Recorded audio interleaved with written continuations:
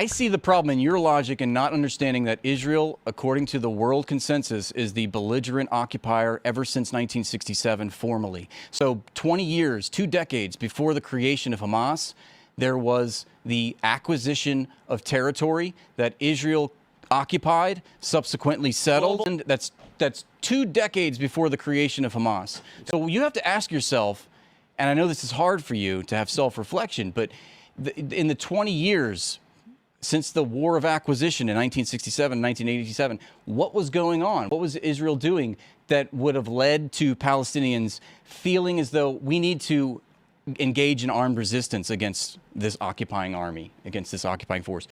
Every relevant authority in this matter, okay, that Israel has imposed an illegal blockade and siege of the Gaza Strip.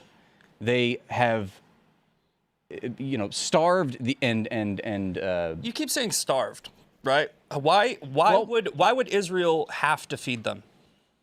Because they're an occupying army, and the laws of belligerent occupation require that if you But they're take not occupying. listen, Yeah, but there is an asymmetrical power struggle where Israel has power, so they are responsible. yes, fucking hope so. the law of belligerent occupation, administered by the International Committee for the Red Cross, tells us what this. And again, you can laugh, but this is we're talking about universal humanitarian laws. And if you are a belligerent occupier under universal humanitarian laws, you have the rights of occupation, okay?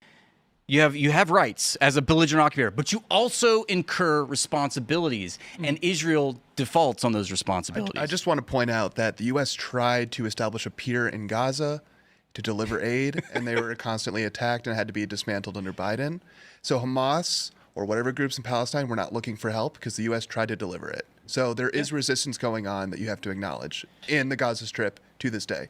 I mean, and you see. I think that pier was a you political see the pallets. stunt. Yeah, they're not being let in by Israel. They're not being let in by Israel Because international Have you seen the video? aid organizations have Would you- delivered it up to the apartheid wall, and they are met by IDF forces who say, no. Dude, get out of their fucking country.